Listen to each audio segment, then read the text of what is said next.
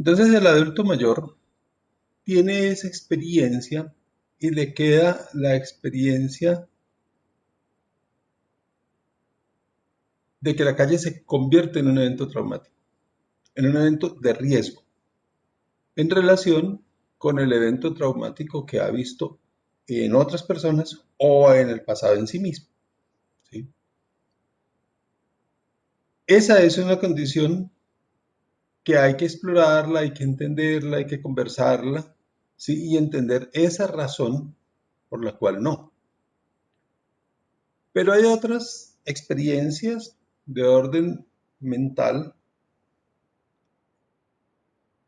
que tienen que ver con la pérdida de confianza en el entorno por muchas razones, por diversas razones, por múltiples razones. Por ejemplo, el adulto mayor prefiere no salir porque tiene que ir al baño, ¿sí? Porque no está conteniendo adecuadamente, porque sabe que si se aguanta un minutico, 2 minuticos, ya después no alcanza y se va a orinar en la ropa. Pasa más con los hombres. Esa condición hace que su pensamiento se centre en su protección, en la protección de la vergüenza, en no avergonzarse, en no pasar malos ratos, en no molestar al acompañante buscando un baño, en no usar un baño ajeno y todas estas cosas. Y entonces la invitación a salir, a dar una vuelta, ¿sí? Está condicionada por esto, pero dependiendo de la persona con quien va a hacer ese recorrido, ¿sí? Tal vez no manifieste, no exprese que el asunto tiene que ver con la incontinencia urinaria, ¿sí? Sino, no, yo no salgo. ¿Sí? ¿Por qué? No. Y aparentemente no hubiera una explicación. ¿Sí? De la misma manera,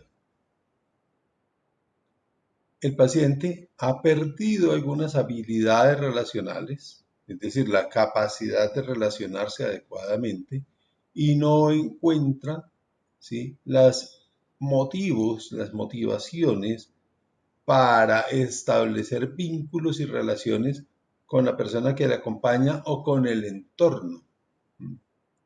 Simultáneamente con esta pérdida de capacidad de relaciones, porque están afectados, están deteriorados algunas de las funciones afectivas y emocionales, en donde no es capaz de valorar, de reconocer el otro, de valorar la función afectiva que el otro tiene en uno, de valorar su propia emoción, no reconoce sus alegrías, no reconoce sus angustias y empieza a tener unas respuestas de apatía, ¿sí?, de indiferencia emocional y afectiva. Entonces, ese no genera esa condición no genera ningún vínculo y pierde el interés en el departir social. Entonces, la resistencia y el temor para cruzar la calle, ¿sí?, tiene que ver no con la experiencia del otro, que dijimos que atropellaron o hubo un accidente de tránsito que le afectó a él personalmente o que afectó por el recuerdo con otras personas a él, y entonces le genera temores frente a eso, ¿sí? Que es diferente al otro que no sale porque sí, puede correr la vergüenza de orinarse, porque le duele mucho, porque se ahoga fácilmente, ¿sí? Y tal vez eso no lo hemos identificado. O por el otro que ha perdido todo vínculo, toda capacidad de relacionamiento con el medio, ¿sí?, con una apatía al medio, y entonces todo lo que está en el medio lo está constriñendo, lo está siendo agresivo, lo está haciendo incómodo y de tal manera va a renunciar a eso. Entonces miren cómo hay procesos que tienen que ver con deterioros físicos del envejecimiento que no necesariamente son neuropsicológicos, sino son emocionales o afectivos, como el primer caso. Me da mucho miedo de que me atropellen. La calle se convirtió en un peligro. ¿Sí? Hay condiciones asociadas al envejecimiento, patológicas, anormales, ¿sí? Como la pérdida de control de esfínteres, como la disnea, como el edema y el dolor y la limitación del dolor, el síndrome de inmovilidad, que le reducen sus actividades sociales, ¿sí? Y no tienen nada que ver ni con temores, con asuntos afectivos, ¿sí? Emocionales, ni tienen que ver con deterioros neuropsicológicos. Y está el tercer caso, ¿sí? Donde el individuo tiene un franco deterioro neuropsicológico, ¿sí? Que es la apatía emocional, el aislamiento social, la indiferencia social, la incapacidad de relacionarse y la reducción, ¿sí? A las actividades mínimas posibles de relacionamiento y de vida, ¿sí? Entonces, cada una de estas cosas, perdón, cada uno de estos situaciones tiene explicaciones diferentes y tiene intervenciones distintas. Pero para ello se necesita no solamente el reconocimiento neuropsicológico conductual, ¿sí? De sus conductas, sino el reconocimiento integral del adulto en esa evaluación, en esa valoración funcional integral que tenemos que hacer y que tenemos que tener presente en nuestro relacionamiento con los pacientes. ¿Queda más claro, Tania? Sí, profe, gracias. Y las otras compañeras. Sí, profe, muy claro. Profe, entonces, una situación que se nos presente, por ejemplo, a nosotros ahora en esta etapa, puede influir o influye en la vejez. Por ejemplo, pues lo que usted decía, por ejemplo, un accidente traumático, pues que uno diga como que qué miedo salir. Entonces, supongamos que nosotros nos olvidamos un poco de esa situación, pero eso puede marcar, pues, en la etapa de la vejez. Claro, claro. No es que se oculte y entonces cuando esté viejo salga. Es que queda el elemento, el componente traumático más o menos disimulado, más o menos adecuado, incorporado en la vida cotidiana, ¿sí? Como en la vida cotidiana tiene otras atenciones, otros focos de atención, otros mecanismos de compensación, ¿sí? Entonces puede desarrollarlo. El accidente tiene que ver con cruzar una carretera, una calle, pero en la medida en que usted va desarrollando, en la medida en que el individuo va desarrollando una serie de habilidades y de compromisos, entonces está generando atenciones en otros elementos afectivos, emocionales, profesionales, personales, que le ocupan sus atenciones, que le ocupan sus... De otra parte, y de manera simultánea, el aparato psíquico está generando una serie de controles tratando de reducir al olvido, tratando de reducir al olvido la experiencia traumática, tratando de adaptarse a esa situación y de adaptarse al mundo exterior. Esas son funciones inconscientes, ¿sí? Y finalmente logra tener ese equilibrio. Con el declive de las responsabilidades durante el envejecimiento y de las ocupaciones. Cuando digo ocupaciones estoy hablando de las funciones mentales que están activas en otros focos de atención, en otros elementos de funcionamiento, ¿sí?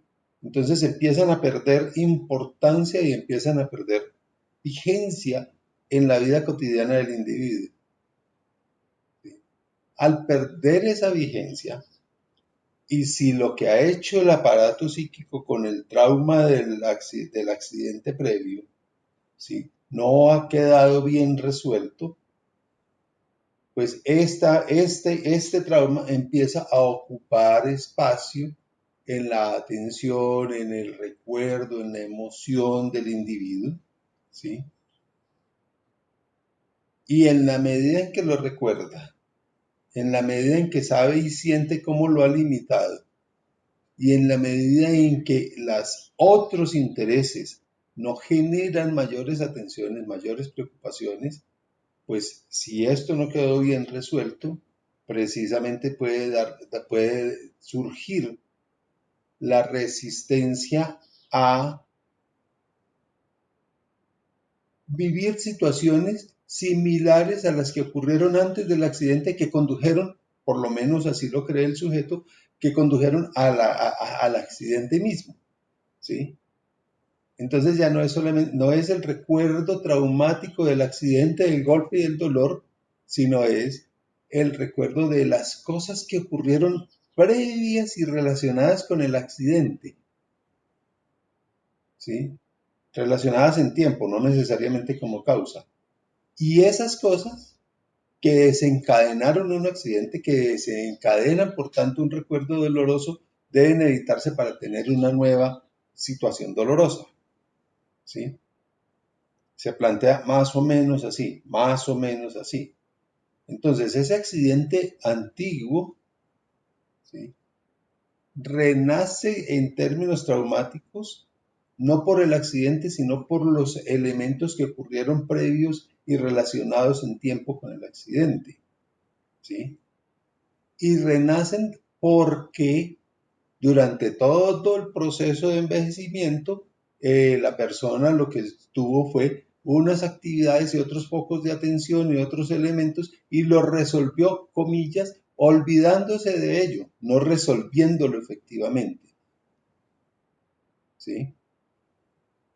No resolviéndolo efectivamente. Entonces, estos elementos tal vez no tengan explicación inmediata si uno no conoce la historia del adulto mayor, toda su historia, los elementos traumáticos, los elementos afectivos, porque allí entonces tenemos unos elementos agresivos como son el recuerdo doloroso y tenemos unos elementos protectores como son las acciones y medidas que le pueden facilitar ocupar sus emociones y sus tiempos en otros elementos para poder resolverlo si fuera el caso de entrar a resolverlo con otras ayudas. No sé si te queda como claro eso. Sí, profe, claro. Em, le iba entonces a preguntar que para poder resolver efectivamente una situación de esas, se necesita pues de un proceso largo o, o ya en la vejez, por ejemplo, donde nosotros podemos intervenir, podemos dar solución a eso. Depende como de la condición, como del ciclo vital, como del desempeño vital, como de cómo se movió todo el aparato psíquico, todo el proceso emocional y todo el proceso psicológico y todo el proceso cognitivo del individuo, ¿no?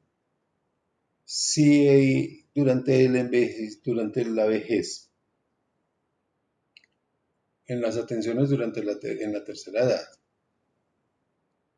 surgen situaciones traumáticas que limitan el desempeño y el bienestar del adulto mayor, es necesario acceder a tratamientos específicos que puedan aliviar esas limitaciones, que puedan aliviar ese sufrimiento, ¿sí? Realmente, realmente no es lo frecuente que haya inmovilidad, que haya deterioro en el adulto mayor relacionados con traumas emocionales lejanos en el tiempo, no es lo frecuente, ¿sí? Pero, sí es con frecuencia que esos eventos emocionales traumáticos lejanos en el tiempo hayan modulado la personalidad, la respuesta del individuo para relacionarse con el mundo, para entregar el aporte al mundo y para recibir y para generar relaciones adecuadas, equilibradas, gratificantes con el medio exterior, con las otras personas, con los objetos, con las cosas, con su entorno de vida, etcétera, etcétera. Esos elementos que constituyen entonces toda la personalidad, que constituyen entonces todo el modo de vida, todo el modo de relacionamiento, se agudizan y se hacen más marcados durante la etapa de la vejez, creando mayores dificultades que las que tenían en su relacionamiento previo, ¿sí? Entonces, los rasgos de personalidad se hacen más obsesivos, más notorios, más evidentes y con mayor efecto durante la vejez, ¿sí?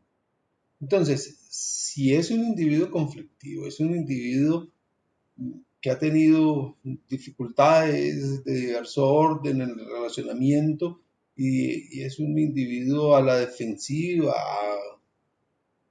ogro,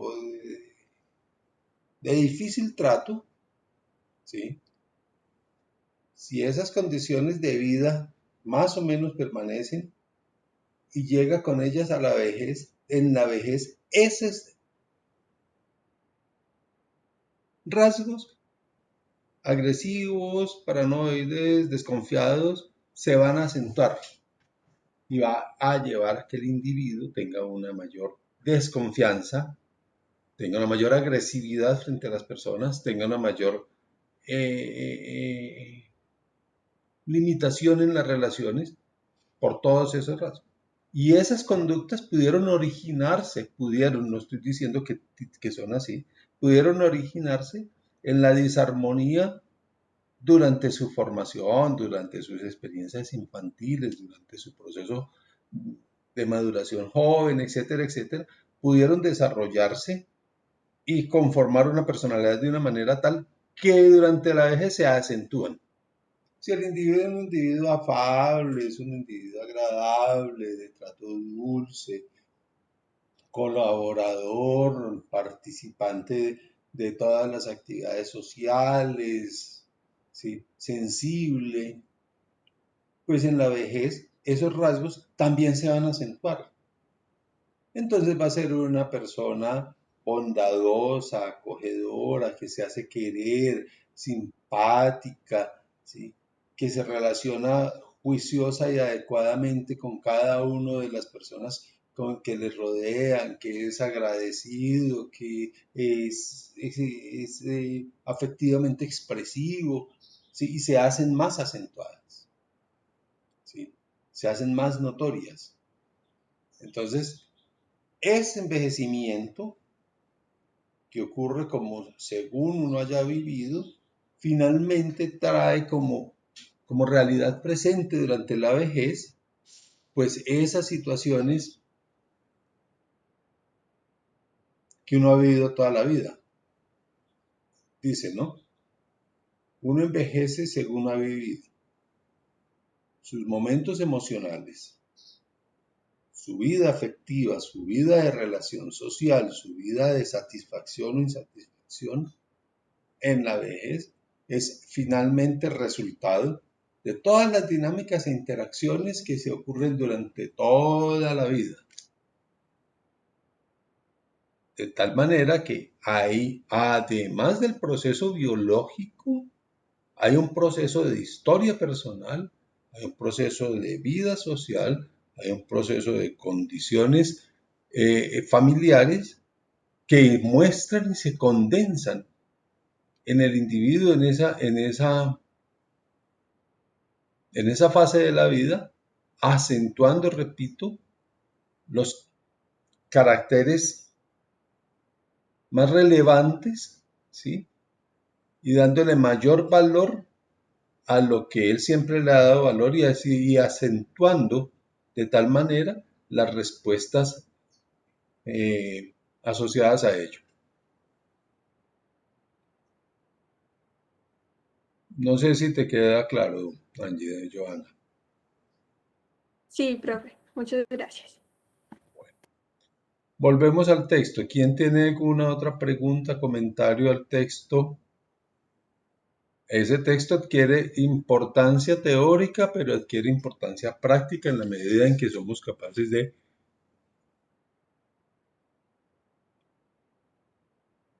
integrar nuestra experiencia, nuestro saber con lo que dice el texto, que nos explica parte de las conductas, parte de las respuestas de los adultos mayores en nuestra relación profesional.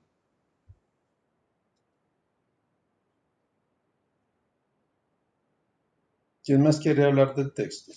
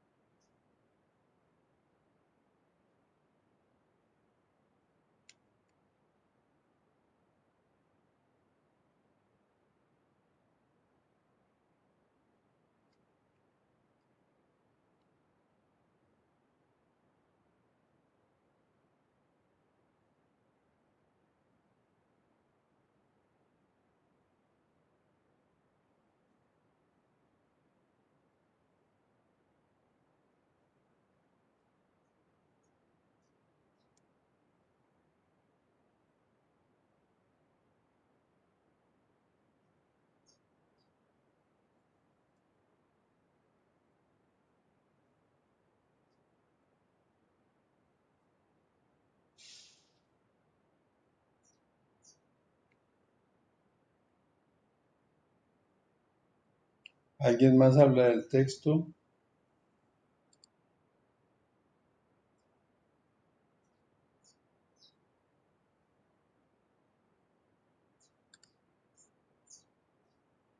Profe, entonces ahí en el texto habla de que el envejecimiento se puede relacionar con enfermedades o puede ser patológico o no. Entonces esto se puede relacionar con lo que usted acaba de decir, con la historia de vida de la persona, con las vivencias que él ha tenido. Debe, Debe. debe relacionarse. La entrevista gerontológica entonces nos debe entregar a nosotros información, no solo de hoy,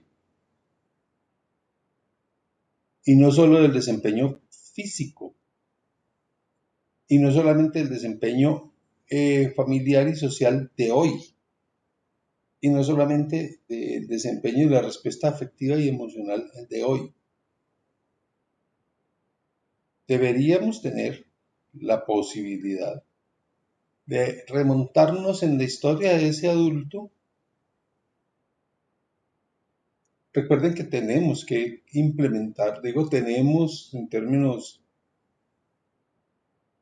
imperativos, pues, es imperativo para el gerontólogo, ¿sí? Relacionarse con sus pacientes a través de un modelo centrado en la persona. Y ese modelo centrado en la persona, que no es un modelo centrado en la función, ni es un modelo centrado en el resultado, sino es en la persona, tiene en ese modelo centrado en la persona importancia grande todo el proceso histórico de formación, de desempeño, de vivencia, tanto para lo afectivo y emocional, para lo mental, como para lo físico y lo social, ¿sí? Entonces, cuando el gerontólogo se encuentra que es una vida llena de contradicciones, de dificultades, de conflictos, de abandonos, de renuncias afectivas, emocionales, familiares, pues van a encontrar un resultado. Y tal vez hoy el adulto mayor en situación de abandono, ¿sí?, sea reflejo, sea resultado de un individuo maltratador con sus hijos, con sus esposas, un individuo que abandonó a varias parejas, que abandonó a un número no conocido de hijos, que ha sido conflictivo, que ha tenido problemas legales por riñas, por escándalos, por todo este tipo de cosas, ¿sí?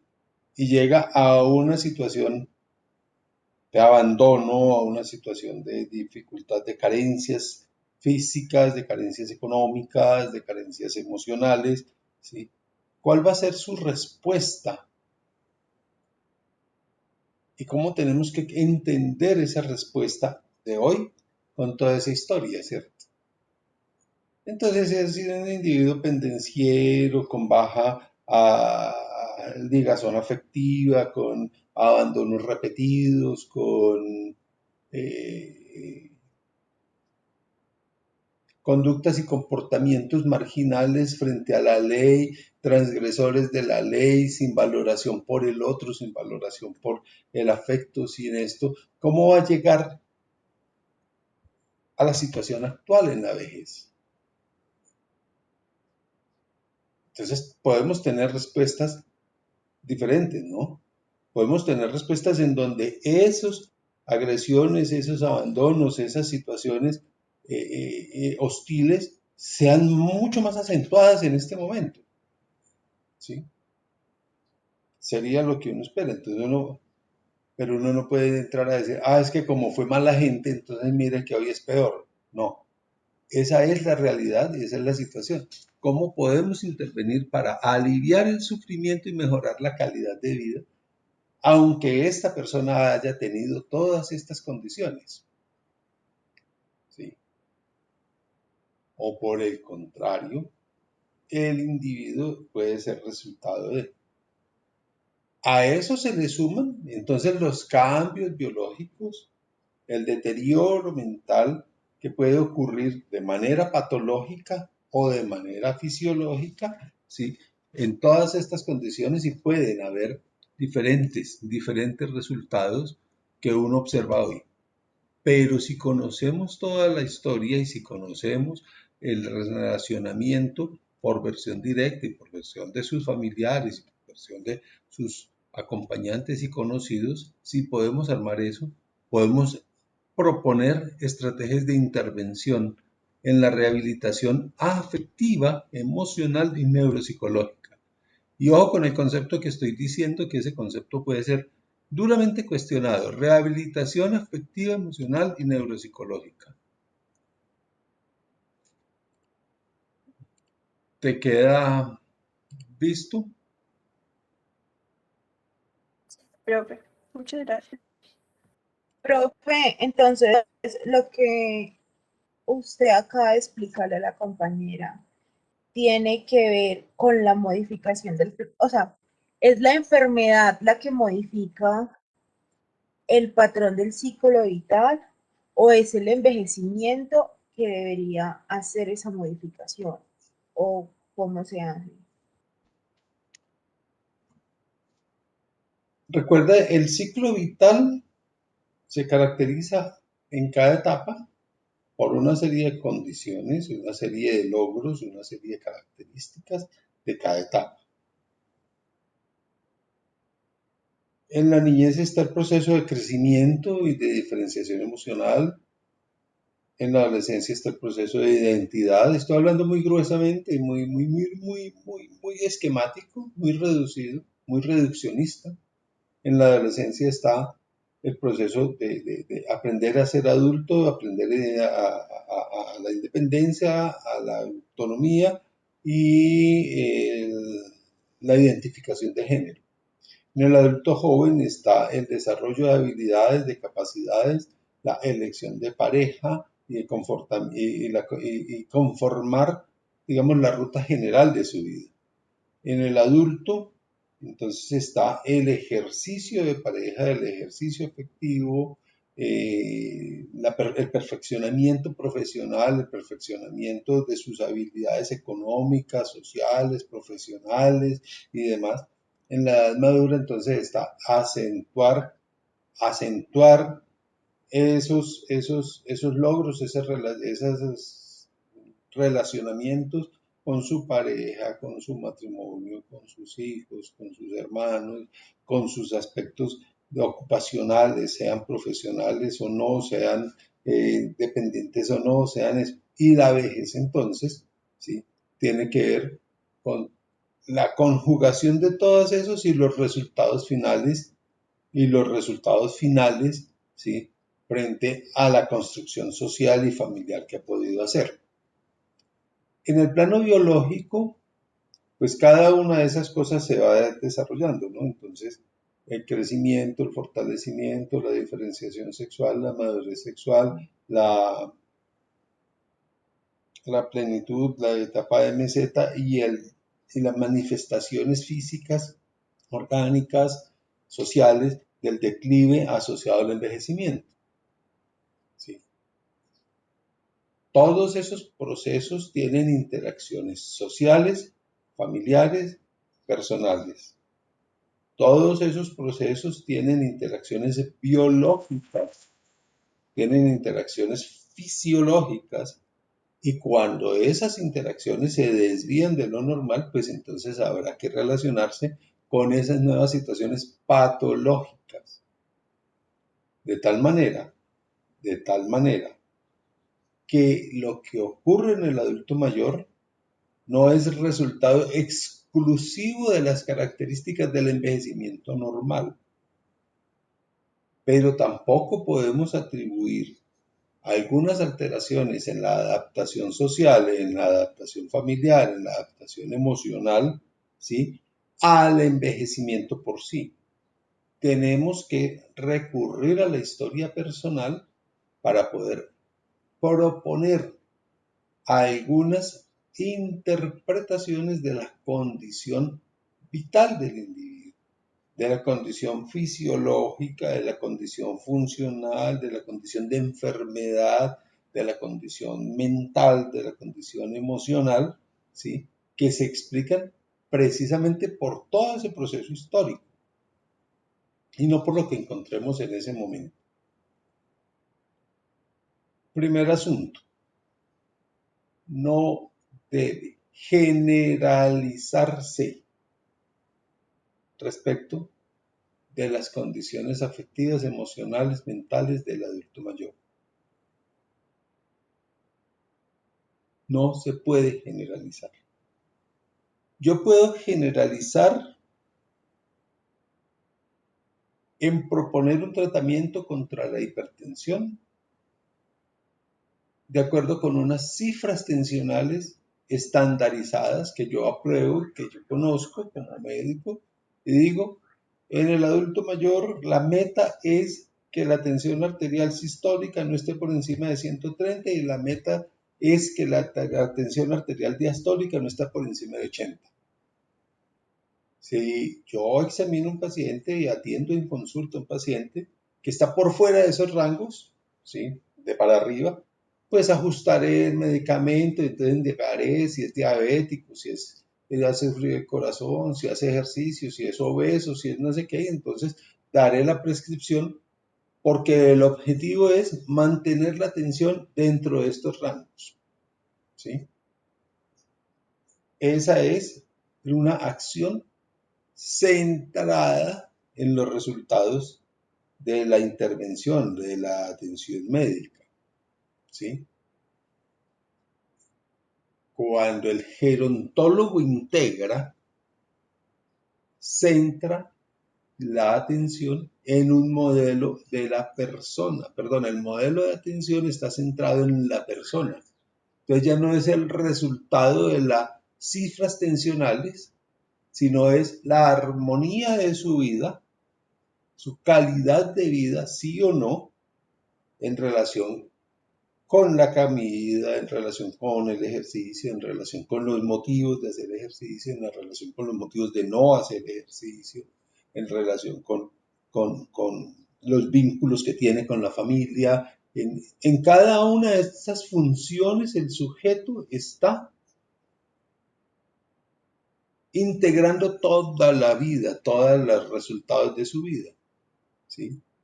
Allí en ese escenario, entonces usted no puede generalizar.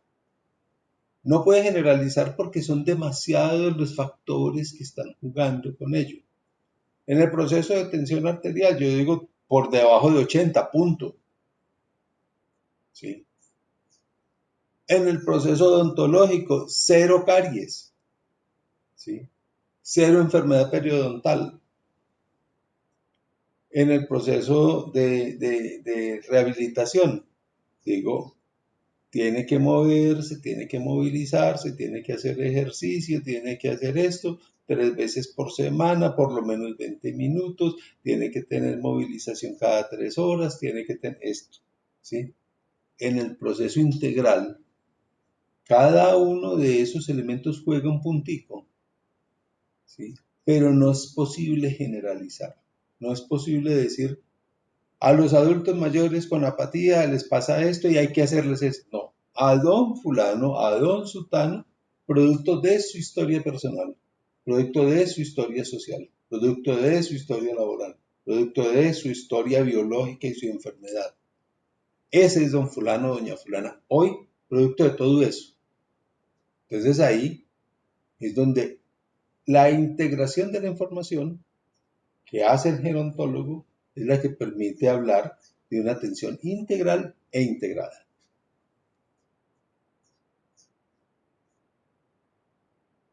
Si avanzamos en ello, Tania. Sí, profe. Profe, pero con relación a esos aspectos que no se pueden generalizar, es muy duro nosotros como gerontólogos determinar qué, pues, qué es lo que posiblemente puede estar sucediendo cuando nosotros aplicamos instrumentos. O sea, queda como muy vaga la información, porque en sí, pues llevaría bastante tiempo nosotros poder identificar a ciencia cierta qué es lo que ha sucedido con esa persona y por qué se encuentra en esa situación. Sí. Primero, la relación profesional del gerontólogo con el adulto mayor es una relación de largo tiempo. No puede ser una relación puntual ni intermitente. Yo vengo, te hago consulta, dentro de 2 meses vuelvo y te veo. Y vuelvo y te hago consulta y dentro de otro mes vuelvo y te veo. Yo vengo y te aplico un instrumento de evaluación y dentro de un mes vuelvo y te veo. Y dentro de 3 meses te lo voy a aplicar a ver si has mejorado o has empeorado. No puede ser una relación saltatoria, intermitente, ni puede ser una relación ocasional. Es una relación inspirada en el proceso de cuidado de la persona y en el proceso de mejoramiento de la calidad de vida. Esa relación, inspirada en el cuidado, en el cuidado y el mejoramiento de la calidad de vida, ¿sí?, necesita acciones repetidas, intervenciones, cercanía, ¿sí?, con el paciente y aumento de tiempos en la atención del paciente. Ahí es donde está la construcción del modelo de atención que ustedes desean para los pacientes, para los adultos mayores, para las familias con quienes se han de relacionar. Y obviamente es un esfuerzo permanente, es un esfuerzo de reconocimiento permanente. En la primera entrevista ustedes van a encontrar una cantidad de información, tienen que aprender, desarrollar las habilidades necesarias para aprender a seleccionar cuáles son las prioritarias, ¿sí?, en este paciente, cuáles son las acciones prioritarias, dónde voy a profundizar de manera pronta, urgente, para iniciar intervenciones y posteriormente voy llenando los otros elementos, ¿sí?, diagnósticos para conformar un todo, primero. Y segundo, deben recordar que es una labor de equipo, es una labor de equipo. Quisiéramos que cada gerontólogo estuviera vinculado con un equipo de atención que integre diversas disciplinas. Entonces está la medicina, está la psicología, está el trabajo social, está la odontología, está la enfermería, está gerontología. Habrá como apoyos algunos elementos, algunos grupos. Está la fisioterapeuta, está la terapeuta respiratoria, está el endocrinólogo, está el médico internista, está el antropólogo, están otros profesionales que nos ayudan a entender y a comprender para construir una sola historia, ¿sí? Entonces, ese trabajo en equipo habla de las diferentes valoraciones que se hacen con los diferentes enfoques. el gerontólogo mirando la integridad de la condición de vida, ¿sí? Y el gerontólogo no tiene por qué formular de Avinese, ni tiene por qué preocuparse, pues preocuparse no tiene por qué hacerse cargo y responsable de las variaciones en las dosis hipertensivas o en las dosis del manejo del asma o de la diabetes o de cualquier otra condición que presente el paciente. ¿Sí? Eso lo debe hacer el equipo de atención médica propiamente. ¿Sí? Entonces, estando en estas, el esfuerzo del gerontólogo que tiene que liderar la integración de toda esa información asistencial, social, emocional, psicológica, para poder producir unos propuestas de intervención, de colaboración, de construcción de mejor estar. Eso es lo que corresponde al gerontólogo. Es muy duro hacerlo en una jornada. Es muy duro hacerlo en una sola consulta. Por eso la entrevista gerontológica, que es de larga relación, permite establecer con cada entrevista, con cada sesión, los diferentes objetivos, los diferentes modos, los diferentes manuales que deben integrarse con el paciente. Pero para eso hay que conocer toda esta serie de elementos que alteran la condición de vida, tanto desde lo biológico como desde lo social. ¿Sí? No sé si te ayuda un poco, Angie. Sí, profe, sino que cuando usted menciona que nosotros debemos estar, pues deberíamos estar así como en relación con un equipo interdisciplinario, no sé si solo es a mí o pues otra persona también tiene como la duda de que pues en sí el médico tiene como su función específica, la enfermera, el nutricionista, ¿sí me entiende? Entonces usted dice que nosotros debemos integrar toda esa información, o sea, y como realizar esas estrategias de intervención. Pero entonces nosotros encontramos un problema, bueno, se encuentra un problema médico, ¿cierto? Pues donde la persona tiene una enfermedad. Nosotros, ¿qué haríamos ahí? Pues adherencia al tratamiento o qué, profe. Tienen que conocer cuál es el concepto y cuál es el mensaje del equipo médico frente a la patología que tiene el paciente. ¿Sí? El mensaje frente a la patología que tiene el paciente, entonces es el que permite hacer las estrategias de intervención que corresponden. Por un lado, medicina, pues entonces usted cada cuánto lo va a ver y cómo le va a hacer los controles. Le va a tomar exámenes de sangre, los exámenes de sangre van a estar en rangos normales o anormales, cuáles son los signos de alerta, cuál es la medicación que ofrece, con qué frecuencia y cuál es lo que tenemos que observar frente a esa medicación. Esa medicación le baja la presión arterial, entonces cuál es el riesgo de eso. Esa medicación lo apendeja, entonces cuál es el riesgo de eso. Esa medicación tiene contraindicaciones para estómago lleno, para estómago vacío, para conjugarla con otros medicamentos, entonces cuáles son sus indicaciones. Visto esto,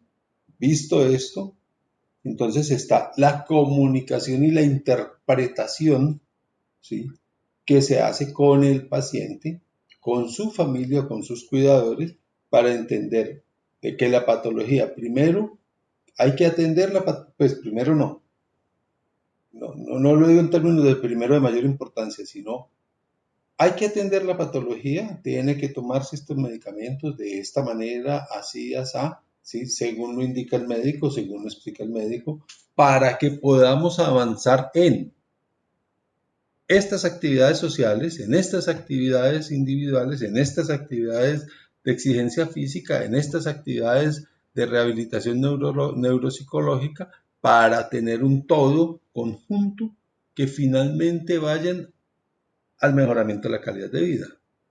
Entonces, la relación es que el gerontólogo es un poco el intérprete entre el equipo médico el equipo psiquiátrico, el equipo de atención psicológica, el equipo de nutrición, los cuidadores y las familias, a fin de construir toda la propuesta de atención de vida de ese paciente, ¿sí?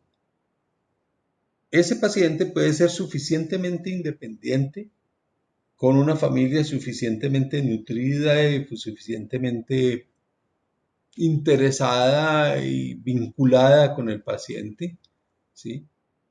Y ahí podemos desarrollar todas las habilidades, ahí podemos desarrollar todas las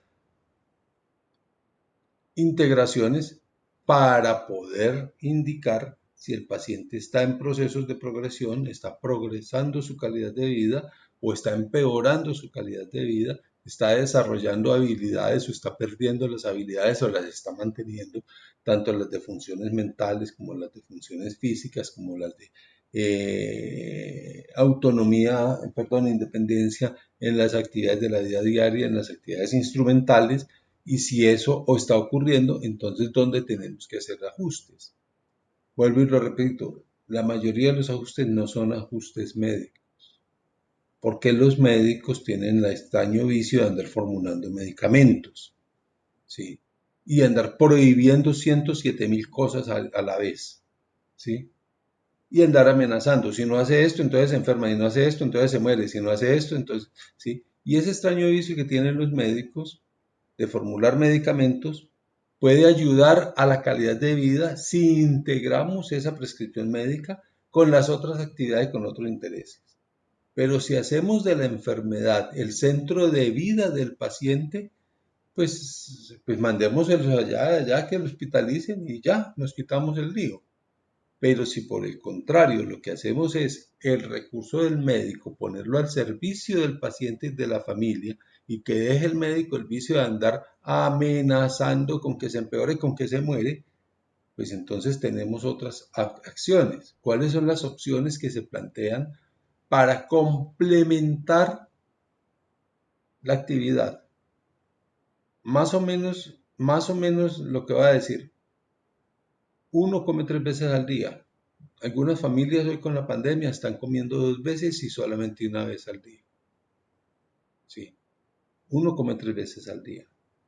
Pero uno no vive para estar comiendo. ¿Sí? Uno no vive para estar comiendo. Entonces uno tiene otra serie de actividades y tiene que resolver el problema de la comida. Tanto que sea intercomida en la casa como que se prepare. ¿Sí?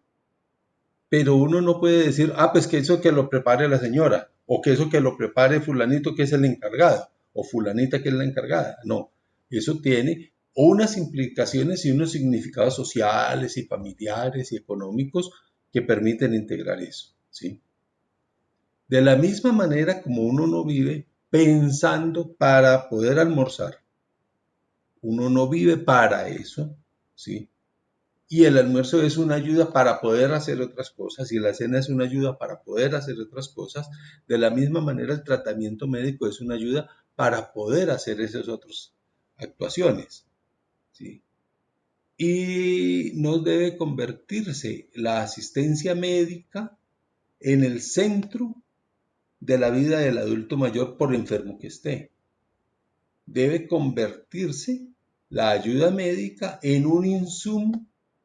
Así como el señor de la galería, como el señor de la tienda, como el nutricionista, nos ayuda a convertir nuestro propósito de alimentación en un algo más entusiasta, más sano, más nutritivo, más esto, pero no es nuestra razón de vida. De esa misma manera se integra y es ahí en donde están las habilidades que ustedes deben desarrollar, las competencias que ustedes deben desarrollar para integrar todo eso como un parecer de la atención gerontológica con el paciente.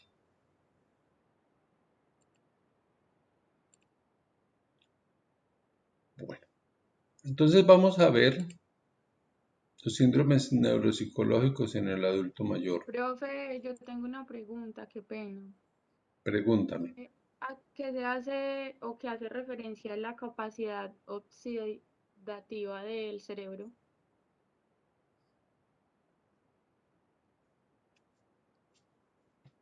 La capacidad oxidativa del cerebro tiene que ver con dos hechos. El primero es el concepto del metabolismo del celular, ¿no? Entonces, las células emplean como combustible para sus actividades varios elementos. Los dos elementos más importantes son el azúcar, la glucosa, en particular para el cerebro, y el oxígeno. Son los dos elementos centrales de eso, ¿sí? Y el otro concepto tiene que ver con la función habitual del órgano, ¿sí? Entonces la función habitual del órgano es muy compleja, dado que es la generación de pensamiento, dado que es la generación de funciones ejecutivas, dado que es el reconocimiento del individuo, la diferenciación con el medio y el reconocimiento del medio, ¿sí? Y el control de todas las acciones adaptativas frente a ese medio. ¿Sí? Entre mayor actividad tenga que desarrollar el cerebro como órgano frente a todas esas funciones que hemos dicho, pues una mayor actividad metabólica tiene que surgir, tiene que darse. Esa actividad metabólica genera una muy rápida descomposición de los elementos químicos que se entregan, que llegan a través de la sangre a cada una de las células y a todo el cerebro en conjunto. Esa capacidad, perdón, esa función, ¿sí?, metabólica que tiene la neurona, pues cuenta con el desempeño propio de todas las funciones bioquímicas. Entonces la mitocondria que hace, entonces la membrana celular que hace, entonces el núcleo que hace, entonces las enzimas que están allí presentes que hacen, y cada una de esas diferentes componentes del metabolismo celular empiezan a actuar y a presentar. En la medida en que toman esas células oxígeno y en la medida en que toman glucosa, cuenta con el recurso, con el combustible necesario para poder desarrollar sus actividades. Cuando la célula, en razón de las funciones que le está imponiendo el órgano, requiere mayor oxígeno, pues acelera la tasa de uso de ese oxígeno, para lo cual necesita la glucosa, que es el combustible, que es la energía necesaria, ¿sí? Entonces el oxígeno es un elemento vital en diferentes acciones metabólicas de la célula, ¿sí? Cuando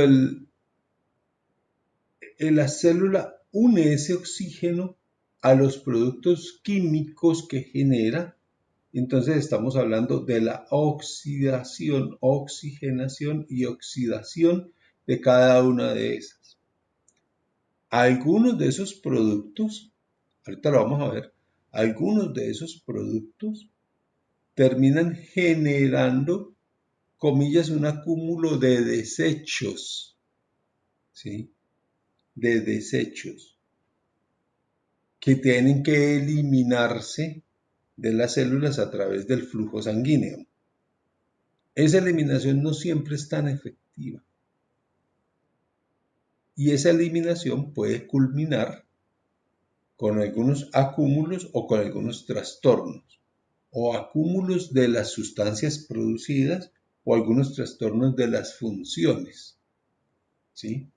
Hay mayores probabilidades de falla de esas funciones cuando la célula se ha envejecido. Recuerden ustedes que la célula vive un ciclo y se replica para que sus hijas vivan un nuevo ciclo, y estas se replican para que otro nuevo ciclo, y esta es igual, y esta es igual, y aquella es igual. pero las células neuronales, las neuronas, no se replican. Y por tanto, el efecto de envejecimiento en cada una de las neuronas es igualmente crítico, ¿sí? Igualmente omnipresente, por decirlo de alguna manera, que el envejecimiento global para el individuo. Lo que el individuo envejece en términos generales, todo como un todo, está ocurriendo a nivel de la neurona, que no es lo mismo que está ocurriendo a nivel de algunos de los órganos dependiendo de la velocidad de recambio y de replicación de las células. Las neuronas como tales, entonces se envejecen y en ese proceso de envejecimiento pierden las capacidades de captar el oxígeno, de usar la glucosa y de convertir ese oxígeno en productos positivos y en productos de desecho para poder ser eliminados. Entonces el oxígeno se usa para algunas funciones específicas de la célula, pero también se usa para convertir algunos de los productos en productos químicos que sean de fácil uso, de fácil transporte para la eliminación, bien sea por el riñón o por el hígado o en otro proceso metabólico, ¿sí? Que viajen a través de la sangre.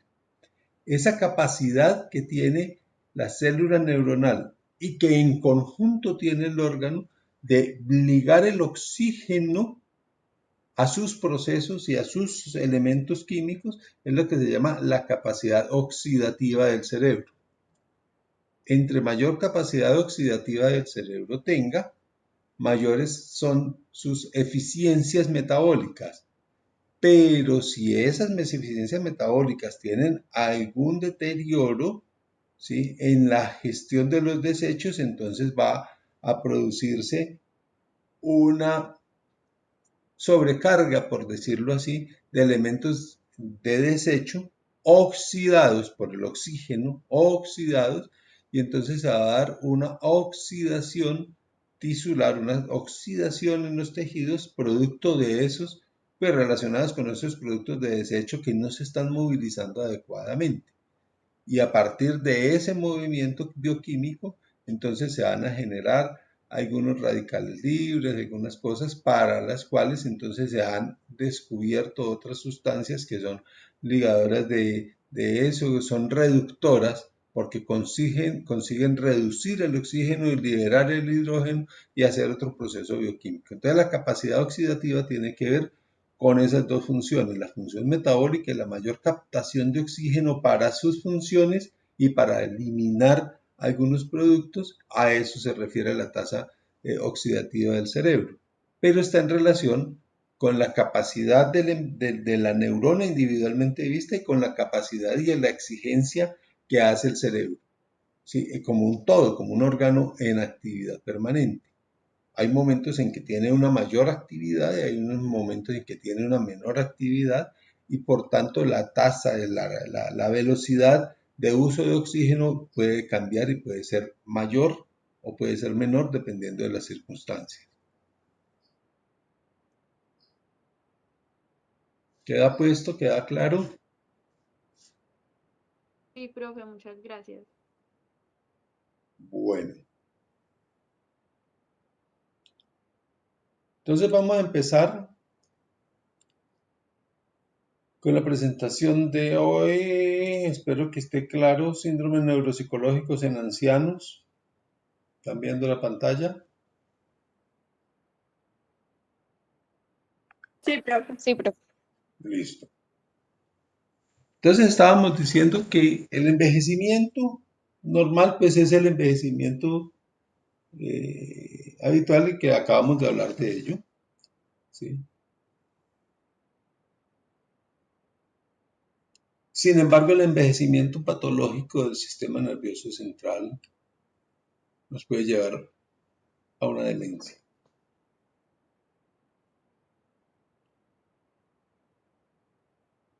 La demencia está relacionada siempre con el daño orgánico del tejido cerebral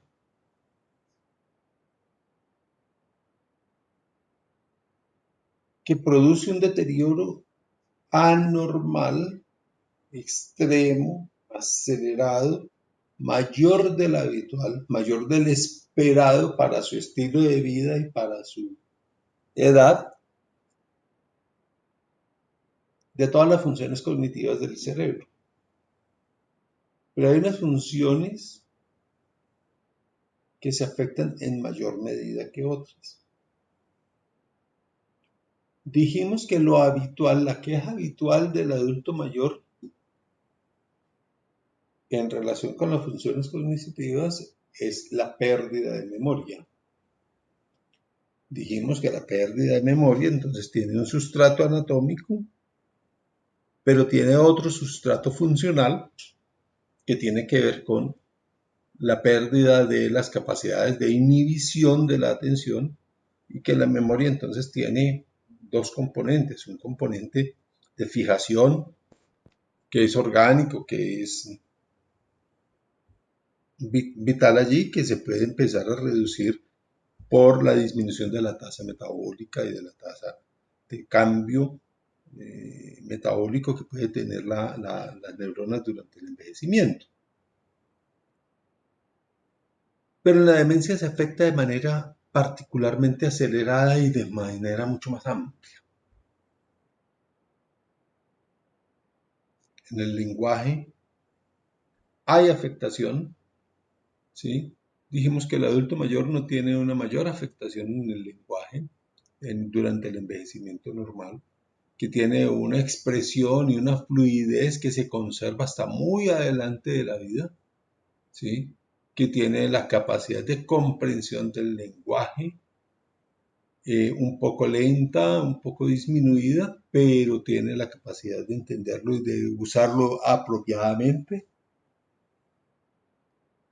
Que hay una serie de habilidades que relacionan la percepción con el espacio, que se disminuyen, entonces por eso los adultos mayores se convierten en un riesgo, es decir, hay un riesgo para ellos y para la sociedad que sean conductores de vehículos, a no, ¿sí? A no ser que haya una supervisión cercana, que haya una evaluación repetida, frecuente y demás, ¿sí? Y que los adultos mayores pues pierden esas habilidades visoperceptuales, les queda más torcido la cosa, les presenta mayor dificultad a armar un rompecabezas, tienen mayor dificultad en hacer algunas abstracciones, etc. Pero todas estas son condiciones tolerables para la familia, tolerables para el mismo individuo, ¿sí? Que pues saben que, es que la vejez pues es así, ¿sí?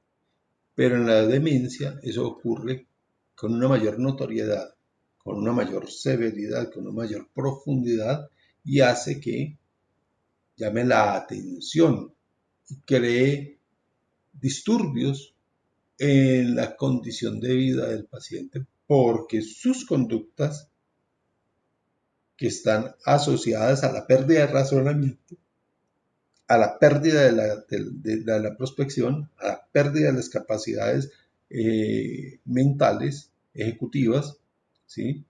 Entonces se pierden todas esas funciones, cambia y altera su comportamiento, que ahora está guiado por acciones más instintivas, sin tener en cuenta los aprendizajes previos, ni la normatividad social, ni la normatividad familiar y demás. Entonces ahí va a haber, por ello, una serie de cambios, tanto en la emoción como en el comportamiento. ¿Sí? Entonces la demencia es toda una serie de cambios, comprende toda una serie de cambios sociales, personales, emocionales, de conducta, que ocurren en el individuo en mayor medida que el envejecimiento normal, asociados a deterioro de algunas funciones como son la memoria, el lenguaje, la percepción, la visopercepción, el razonamiento abstracto, ¿sí? Y que ocurren en periodos usualmente más breves que los periodos del envejecimiento normal. Y la demencia entonces tiene siempre un sustrato biológico, un sustrato estructural del cerebro. Ese sustrato estructural y funcional del cerebro termina si lo dejamos progresar, ¿sí?, por mostrar daños extensos en la corteza cerebral con disminución del volumen cerebral y con cambios en la estructura, en la arquitectura del cerebro. ¿Sí? Queda claro el síndrome de demencia allí como definición y como caracterización.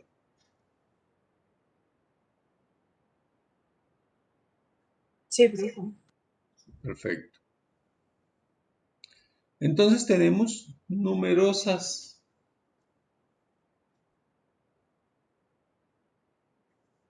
condiciones patológicas asociadas a la demencia. Entonces, las demencias más frecuentes, el 60% de la demencia está causada por la enfermedad de Alzheimer, ¿sí? Hay otras enfermedades que son enfermedades degenerativas, es decir, deterioro progresivo, ¿sí?, progresivo, propio del tejido, sin que sea normal, es un propio del tejido, ¿sí? La enfermedad de Alzheimer, la enfermedad de Piel, la enfermedad de Parkinson, la enfermedad de Huntington, todas esas se acompañan de demencia, ¿sí?, por asuntos del metabolismo propio de las neuronas. Hay otras demencias que ocurren producto de lesiones vasculares, ¿sí?, que son pérdida del aporte sanguíneo a algunas regiones del cerebro, produciendo con esa pérdida del aporte sanguíneo la muerte de esa región que está irrigada por esa arteria, por ese segmento vascular. Como estos daños vasculares ocurren en los vasos más pequeños, entonces las lesiones ocurren en las porciones más distales del árbol vascular. Y las porciones más distales del árbol vascular son finalmente la corteza cerebral. Y esa corteza cerebral pues va a sufrir por pérdida del suministro de sanguíneo, oxígeno y glucosa, va a sufrir lesiones metabólicas que conducen al infarto y al daño de la neurona que no se repone, ¿sí? Hay otras causas de demencia que son las traumáticas. El hematoma subdural crónico es uno de los traumas de las enfermedades más diagnosticadas en el adulto a raíz del trauma. El hematoma subdural crónico ocurre con pequeños golpes en el adulto mayor. Pequeños golpes que se dan de manera repetida y que causan, por pérdida de la elasticidad de los tejidos internos, rupturas de algunos vasos, generando un acúmulo de sangre por fuera del tejido cerebral, ¿sí?, contenido entre las membranas que envuelven el cerebro, de tal manera que el daño no ocurre en el cerebro propiamente, sino en la cantidad de sangre que se pierde, que se acumula y empieza a hacer presión sobre el cerebro. Me explico. El hematoma subdural, a diferencia del sangrado dentro del cerebro, este sangrado del hematoma subdural ocurre en las meninges y al ocurrir en las meninges aprieta el cerebro, lo aprieta. El sangrado dentro del cerebro produce daño por presencia de la sangre en el tejido cerebral. En el hematoma subdural produce daño porque se está haciendo el acúmulo de sangre por fuera del cerebro, dentro del cráneo, por fuera de las meninges, y empieza a apretar el cerebro produciendo cambios demenciales incluso. El otro trauma que se puede dar es el trauma repetido por la actividad del boxeo, pugilística, ¿no? Boxeo, lucha libre, marciales, artes marciales, etcétera, ¿sí? Que produce golpes repetidos, generan daños que a la larga, durante el proceso de envejecimiento, se convierten en procesos alarmantes por lo patológicos y hay que entrar a resolverlos una vez se hace diagnóstico de demencia. Hay otras enfermedades infecciosas que dañan directamente el cerebro.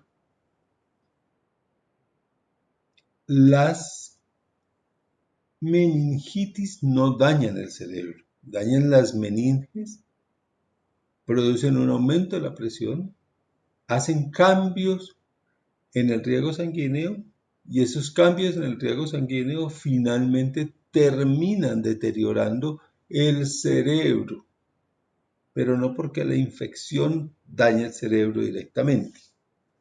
En algunos casos la meningitis también produce una encefalitis, ¿no?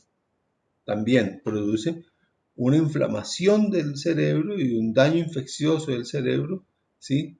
Pero este daño infeccioso no produce procesos demenciales, porque es tal el daño que ocurre rápidamente y no alcanza a presentarse la demencia. Que recuerden que la característica de la demencia es que es una patología crónica. Pero algunas infecciones, como la sífilis del sistema nervioso, como la infección por un virus que se llama el Jakob-Creutzfeldt, ¿sí? Que produce daño crónico en el cerebro, y el SIDA, que también por sí mismo produce daño crónico en el cerebro, y entonces puede conducir a la demencia. Hay otras causas, ¿sí? Que son menos frecuentes, pero que también están presentes, ¿sí? Como son la hidrocefalia, porque la hidrocefalia es la obstrucción a la circulación del líquido cefalorraquídeo, y al producirse esa obstrucción se acumula el líquido y ese líquido va aumentando de volumen, y como el cerebro es un tejido friable, es un tejido frágil, es un tejido fácilmente deleznable, pues aprieta el cerebro contra el cráneo y se produce la demencia. Metabólicas como la enfermedad de Wilson, que causa unos depósitos de material asociado al metabolismo del cobre, de material que intenta extraer el cobre y se va a depositar de manera inadecuada en diversas partes del cerebro, produciendo la enfermedad. Las intoxicaciones crónicas también pueden producir eso, algunos tumores pueden producir también el síndrome demencial, y está asociado la esquizofrenia con la demencia, ¿sí? No como causa, pero tampoco como efecto, y se está trabajando en identificar si es que la esquizofrenia se produce por daños no identificados en el cerebro que cambian el funcionamiento del pensamiento y de la emoción y que terminan entonces después en la demencia, o es que esos cambios iniciales que produce la esquizofrenia hacen que se dañe el cerebro y después termine en la demencia. Cualquiera de las dos. La esquizofrenia es una enfermedad crónica que causa muy alto sufrimiento en el paciente y que puede conducir a la demencia. ¿Preguntas?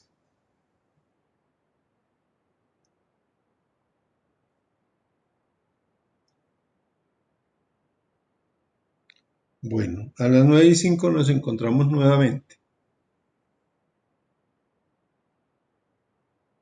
Gracias, profe.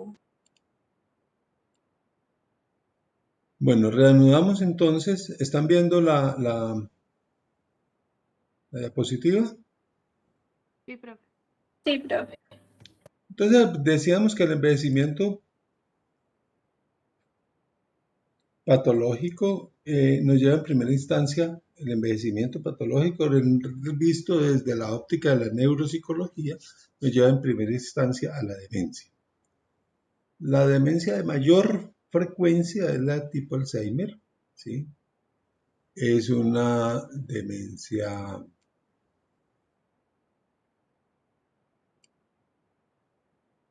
asociada a diversas condiciones y la principal condición es que hay una ruta familiar de sufrimiento de esta enfermedad del Alzheimer. El 60% de los pacientes con demencia tienen diagnóstico de enfermedad del Alzheimer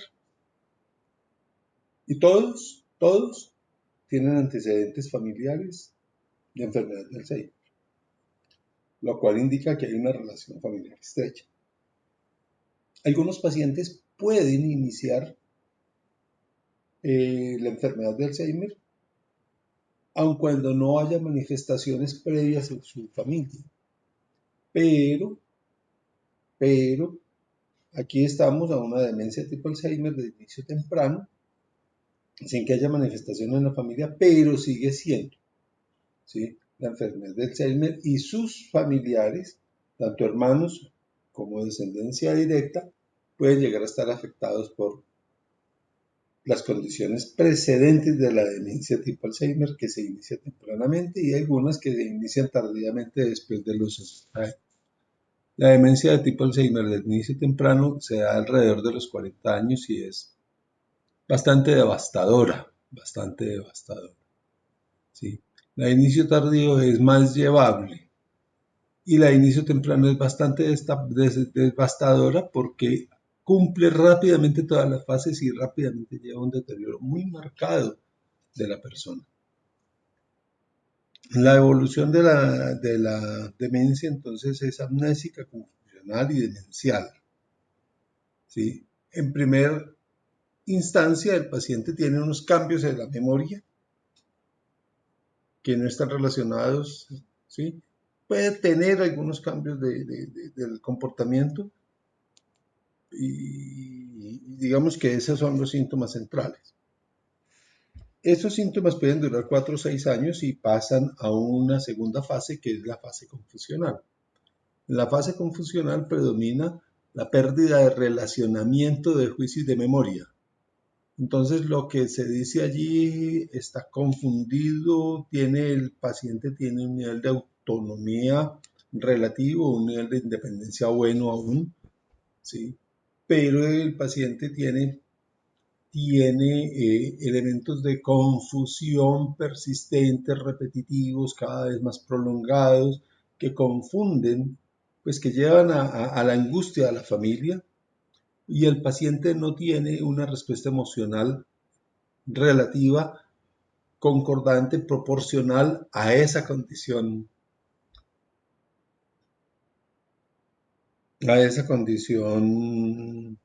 patológica, ¿sí? Y posteriormente viene el proceso de demencia propiamente, con todas las sintomatologías que ya vamos a ver, ¿sí? Entonces la progresión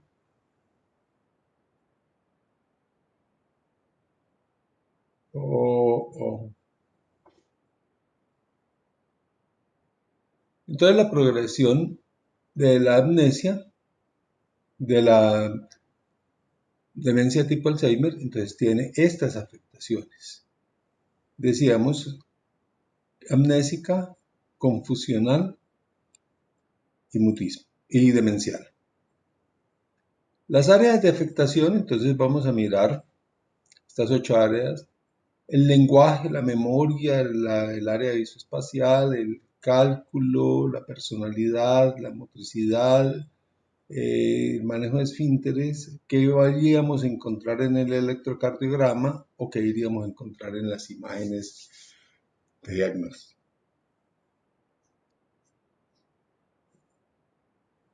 Entonces, en la fase amnésica encontramos que hay anomia en el lenguaje, hay problemas de amnesia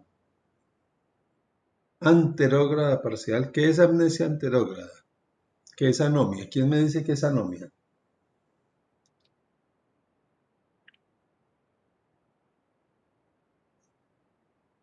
¿Quién me cuenta que es anomia?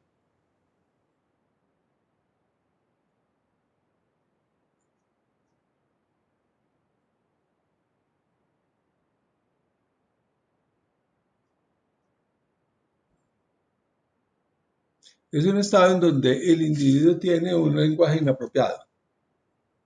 Inapropiado frente a lo que se espera en su desempeño social, en su desempeño familiar.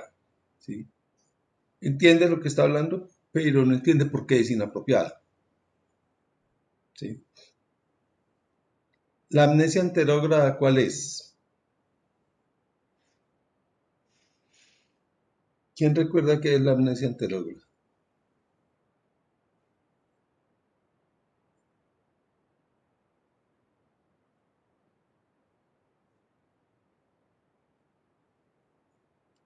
Niñas.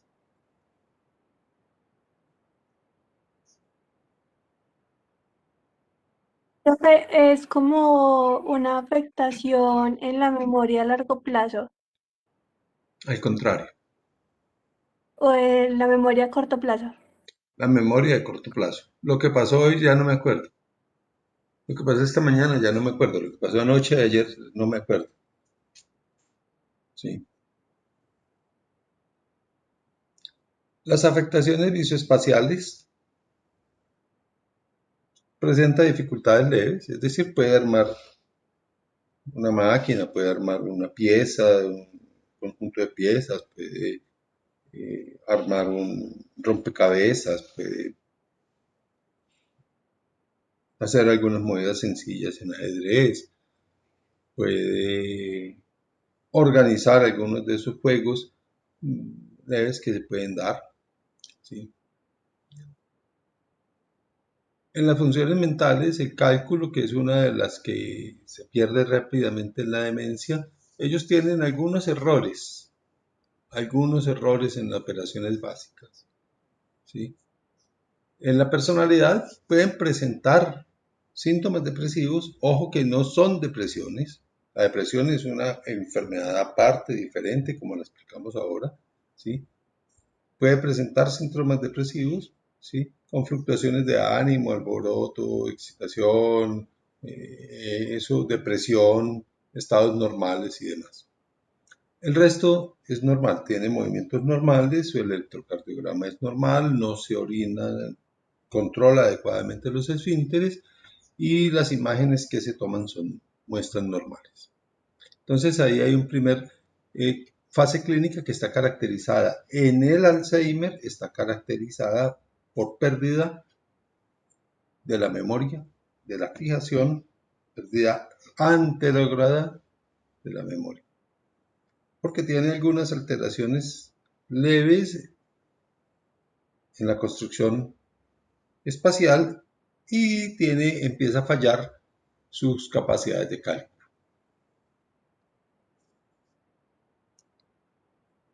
La progresión es una progresión lenta y puede ocurrir entre 4 y 5 años desde el inicio de estos síntomas y desde que la familia identifica que algo no está funcionando bien hasta entrar en este otro momento que es un momento bastante confuso, bastante doloroso, bastante incómodo y que genera mucha frustración a la familia. En la fase amnésica el paciente logra darse cuenta que algo le está fallando, pero no es consciente de qué ni para dónde va. Y en la medida en que se empeora su condición clínica, menos cuenta se da. En esta segunda etapa, alrededor de los 4 o 6 años, el proceso confusional, ¿sí? El estadio confusional de la demencia tipo Alzheimer, entonces se caracteriza porque el aula tiene un lenguaje sin sentido y repite. ¿Qué va Doris? Doris, Doris, ¿cómo le va? Va. ¿Quién habla? El árbol, la tía, el gato, porque llovió ayer en la comida. Así, absolutamente así. ¿Sí? Ese es el cuadro florido. Algunas veces llegan a cuadros menos severos, pero igualmente como sin que el lenguaje tuviera un propósito y como sin que las frases tuvieran un sentido lógico. comprensible para la persona que está hablando con él o con ella. La amnesia, la memoria tiene una afectación retrógrada. Todo. Todo lo que ocurre hoy se le olvida. Todo, absolutamente todo. ¿Sí? Y lo de atrás lo recuerda más o menos bien.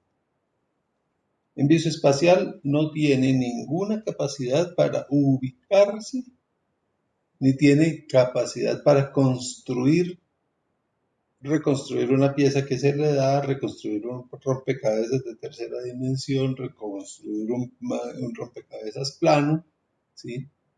No sabe ubicar adelante, atrás, no guarda la proporción y entonces se embolata allí. Eso hace que tengan cierto problema de marcha. El problema de la marcha en ellos no está asociado al daño neurológico propiamente, ¿sí? Con el deterioro del control del movimiento y del equilibrio y de esto, sino porque se pierde esa capacidad de adaptación al espacio, ¿sí? Al perder esa adaptación al espacio, pues no logran coordinar su cuerpo con ese entorno. Entonces calculan mal la distancia es mayor de lo que piensan o menor de lo que ven, y entonces va a tener tropiezos. En este periodo confusional, los pacientes se caen con mucha frecuencia y los pacientes se estrellan, se golpean con las paredes, con los asientos, con los muebles, con todo, ¿sí? Algunas veces pasa por desapercibido, ¿sí? Ese periodo amnésico y empiezan a presentarse los síntomas, perdón, empiezan a presentarse las preocupaciones de los familiares ya estando en el periodo confusional del paciente, porque ya no le comprenden lo que habla, ya se le olvida todo, pero es que a todo se le olvida, doctor, ¿desde cuándo? No, desde hace 6 meses. Y uno hace una indagación juiciosa, una indagación tranquila, una indagación con tiempo, y encuentra que eso que nos dijeron de hace 6 meses realmente está pasando hace 3 años, ¿sí? Pero es que hace 3 años sí, se le olvidaban algunas cosas, se le olvidaban las llaves, se le olvidaba el número de la puerta de la casa, le entregaba a uno el periódico y se le olvidaba si lo había leído o no. A veces pedía almuerzo después de haber almorzado. Digamos que esos síntomas pueden ocurrir, pero no les llamó la atención. Les llamó la atención cuando lo vieron hablando pendejadas, a asuntos incomprensibles para ellos, para sí. Cuando dieron cuenta que nada de lo que ocurre hoy se les lo recuerda, y cuando empezaron a entender, a ver que el paciente tiene una torpeza al caminar, vuelvo y repito, no es que caminen inseguros, no es que caminen débilmente, no es que caminen con alguna característica neurológica clínica suficiente, no. Caminan con inseguridad porque no son capaces de calcular adecuadamente las distancias y presentan generalmente caídas que terminan mal. Terminan mal porque tienen traumas importantes. Tienen traumas importantes. A veces entonces, la primera alarma de la familia frente a una posible alteración de demencia es una fractura cadera. Pero es que yo no entiendo por qué se cayó si es que él está acostumbrado. Y pasa por ahí todos los días 6 veces porque va a desayunar, va a almorzar, cuando va al baño aquí en el primer piso, tal cosa, tal cosa. Entonces entra así y algunas veces les presenta incluso dificultad a los médicos tratantes porque piensan que esa condición de confusión que presenta el paciente en el examen clínico está asociada al trauma y al deterioro y a la desorganización metabólica que produce una fractura de cadera, ¿sí? Entonces miren que es una situación que no es fácil para la familia identificarlo y que no siempre es fácil para el equipo tratante. En la personalidad, pues hay indiferencia, lo decíamos ahora, la pérdida de el relacionamiento social, la pérdida de significado de conversar con el amigo, de salir a la calle, de relacionarse con su hija, de hablar con su esposa, con su esposo. Y la otra es el desconocimiento, se le olvidan los rostros, se le olvidan las personas, se le olvida con quién está hablando. Las dos cosas sumadas hacen que el individuo se retraiga, que el individuo no desee relacionarse, ¿sí? La motricidad, entonces el paciente presenta cierta agitación motora, ¿no? Hay inquietud, se mueve, pararea, está como si estuviera nervioso, ¿no?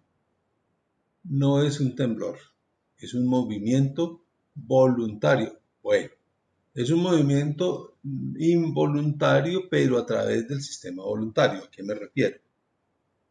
A que el paciente no quiere estarse moviendo, pero sí se mueve. Si uno llama la atención sobre ello, el paciente puede controlar el movimiento, puede controlarlo. ¿Durante cuánto tiempo? Durante 2 minutos, 5 minutos, 10 minutos, 17 minutos, 2 horas. Pero no depende de su voluntad, primero, ¿sí? No depende de su voluntad.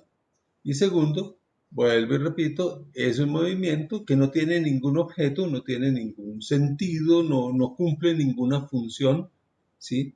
Pero no es un movimiento anormal, forzado, no, son movimientos repetitivos, como estar moviendo las manos, estar moviendo la cabeza, estar moviendo los pies, estar parpadeando, estar tatareando, tamborileando, etcétera, etcétera, ¿sí? ¿Tiene control de los esfínteres? El electrocardiograma muestra que hay un ritmo más lento en la producción de los impulsos eléctricos del cerebro que lo normal. Y la radiografía, no, la resonancia nuclear magnética o la tomografía axial computarizada muestra que está afectado la parte anterior del lóbulo temporal y el lóbulo parietal. ¿Sí? No todos los pacientes presentan todos los síntomas.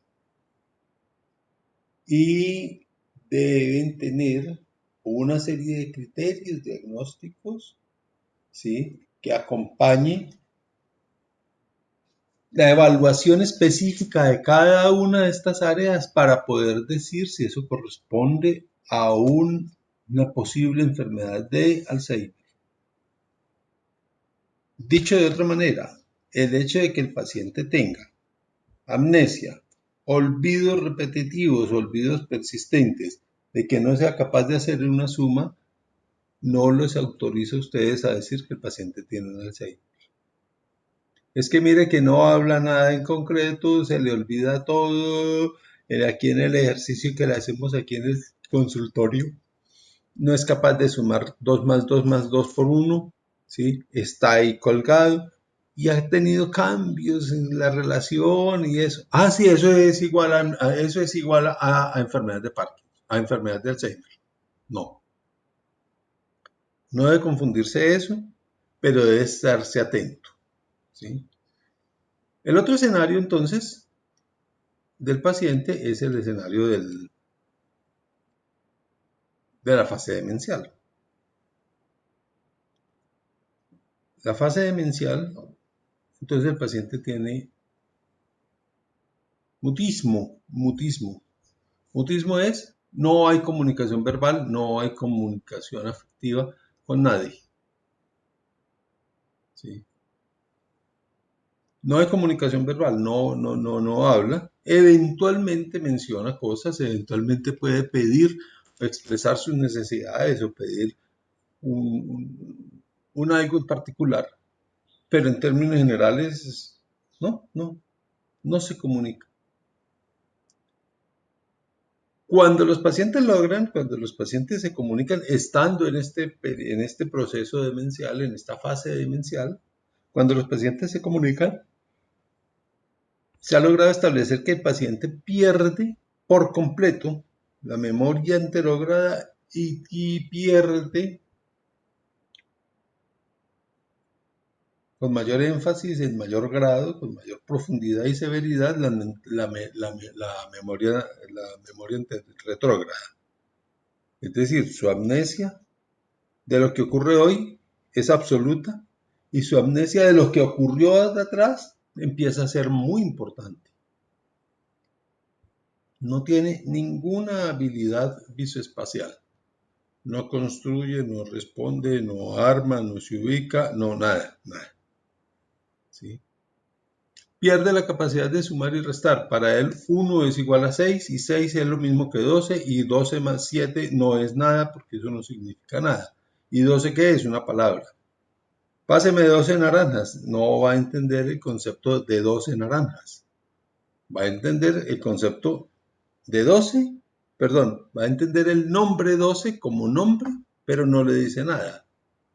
Y va a entender naranjas y las va a identificar por su uso, por su cosa, y puede que ni siquiera las mencione, puede que ni siquiera haga mención a la palabra naranja, ¿sí?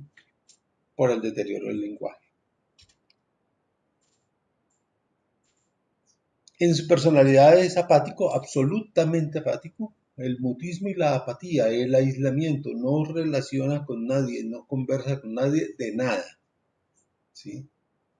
No le genera alegría, no le genera ausencia, no le genera tristeza, no le genera dolor el estar sin o con.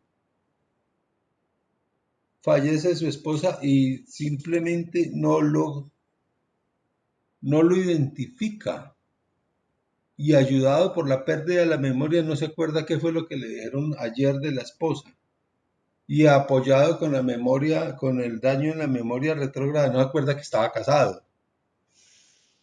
Entonces es una condición muy severa, muy complicada para el paciente y para la familia.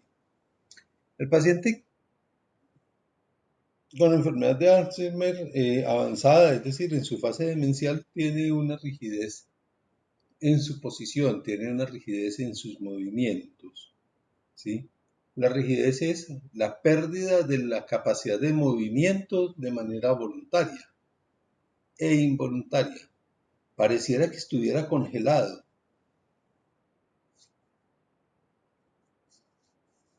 Es muy difícil hacer los cambios de posición en ciertas situaciones con estos pacientes. Como no importa nada, como no habla nada, como no comunica nada, pues hace chichi, hace popó, donde esté. No hay un acto voluntario de levantarse, de desplazarse hasta el sitio privado de hacer chichi. No hay un acto voluntario de aplazar las ganas en la intensidad, la intención de hacer chichi y por tanto se orina en el pantalón, en el asiento, etcétera, etcétera. No hay. Entonces ninguna interacción y al no existir ninguna interacción tampoco existe ninguna norma que lo contenga, ¿sí? Que sea significativa para el paciente con demencia por Alzheimer. El electrocardiograma muestra que está muy lento en todo el esquema del electrocardiograma, están muy lentos los estímulos neurológicos. Y aquí, en esta fase, además de la atrofia del lóbulo parietal y temporal que dijimos atrás, además de eso, ¿sí? Se ve una atrofia de la corteza, se ve un daño en el lóbulo frontal y se ve un encogimiento del tamaño del cerebro. A pesar de que los ventrículos, que son los espacios por los cuales circula el líquido cefalorraquídeo, que están dentro del cerebro, recuerden que el cerebro era como un tubito que se fue enrollando, y al irse enrollando quedaron unos vacíos que llaman el primer y segundo ventrículo, el tercer ventrículo y cuarto ventrículo, y que se comunican entre sí por un canal que se llama el acueducto de Silvio. Ese líquido cefalorraquídeo tiene por funciones hacer la lubricación, hacer el transporte de ciertas sustancias defensivas, hacer el transporte de ciertas sustancias de desecho de las células neuronales, ¿sí? Y sale y se es absorbido por algunos sitios, en algunos sitios por unas vellosidades especiales, es absorbido porque está circulando entre el cráneo y la espina dorsal, está siempre circulando. Por eso cuando uno toma una muestra de líquido cefalorraquídeo en la espina dorsal, aquí a través de una punción lumbar, le muestra a uno lo que está pasando en el cerebro, porque es el mismo líquido que está circulando allí. Cuando el líquido deja de circular porque hay una obstrucción, entonces ese líquido se sigue aumentando hasta producir una mayor dilatación del ventrículo, y al dilatarse el ventrículo, dado que el cerebro es un tejido blando, friable, un tejido muy manualito, pues el líquido va empujando y aplasta el cerebro contra la bóveda craneana, ¿sí?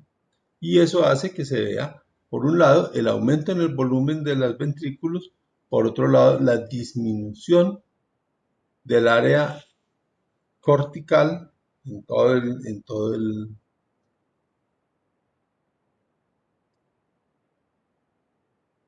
el cerebro de manera difusa. ¿Quedan claros estos tres estadios?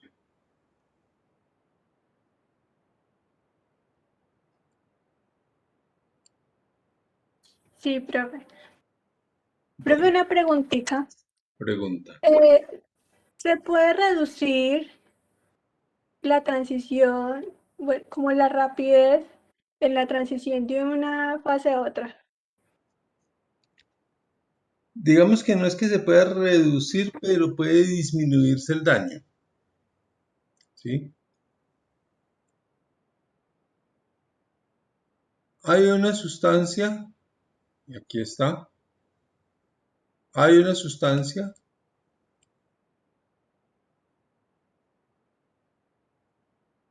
que son los depósitos amiloides, ¿sí?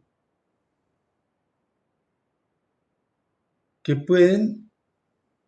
para los cuales se está suministrando algunos medicamentos,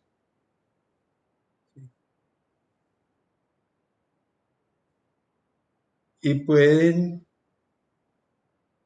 retrasar la neurotransmisión. Cuando hacemos ejercicio y combinamos sustancias que mejoren la disponibilidad del neurotransmisor que no está circulando en el cerebro, entonces el resultado clínico puede mejorar. Pero la enfermedad es progresiva, ineludiblemente progresiva, ¿sí? Es ineludiblemente progresiva. Los procesos de rehabilitación mejoran la calidad de vida, mejoran las razones del paciente estar vinculado con la sociedad, con la familia, con el grupo, ¿sí? Mejoran algunas habilidades, permiten que no se pierdan otras, pero finalmente esos son tratamientos importantes durante el periodo en que están, y son tratamientos que pueden estar durante breves periodos, ¿sí? 3 años, 2 años, 6 años, y ya después va a funcionar. ¿Qué pasa entonces en la demencia tipo Alzheimer? Hay un deterioro neuronal asociado al envejecimiento. Este deterioro hace que haya una falla en el metabolismo de la sustancia amiloide, que es una sustancia que es un producto de desecho. Y empieza esa sustancia como producto de desecho a depositarse en algunas partes del cerebro, del lóbulo temporal, después del lóbulo parietal, después del lóbulo frontal, después ocupa todo el cerebro, ¿sí? Y esa sustancia empieza a acumularse y viene la reacción del cuerpo para coger esa sustancia y tratar de metabolizarla para desecharla. Se llama sustancia amiloide. Pero esa sustancia es de tal pertinencia, de tal acomodo allí, que esa sustancia forma con los anticuerpos como unos depósitos, como unos ovillos, ¿sí? Como unos apelotonamientos que se depositan en el cerebro en algunas partes. ¿Por qué en esas partes? No se sabe, pero se depositan en esas partes. Además de eso, hay una falla en una proteína que se llama la proteína tau, que es la que permite que la neurona se comunique con el exterior de la neurona, es decir, con el ambiente cerebral, donde está la glía, donde está sostenido esa neurona y otras, ¿sí? A través de unos canales.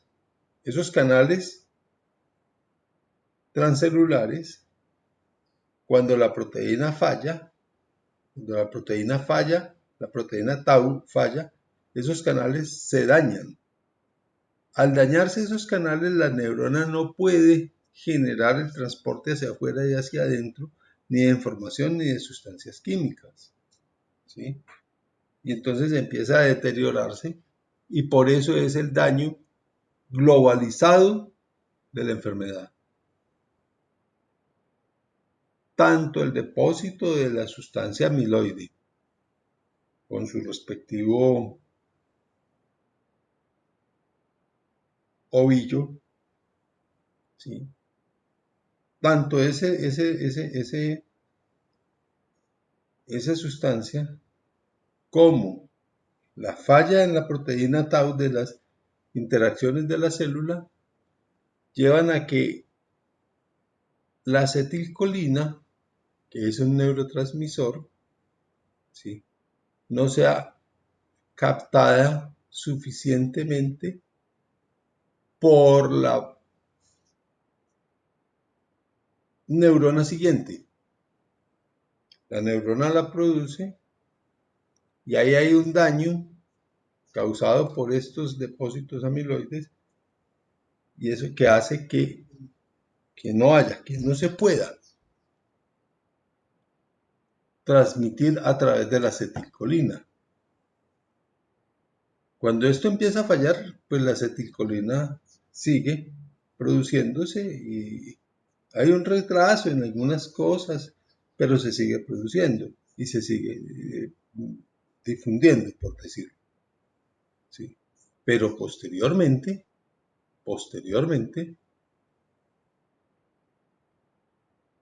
la ocupación y la proliferación de estos depósitos es de tal manera que la acetilcolina no tiene cómo ser recaptada y no tiene cómo ser producida, perdón, es producida pero no tiene cómo, no logra traspasar las barreras, ¿sí?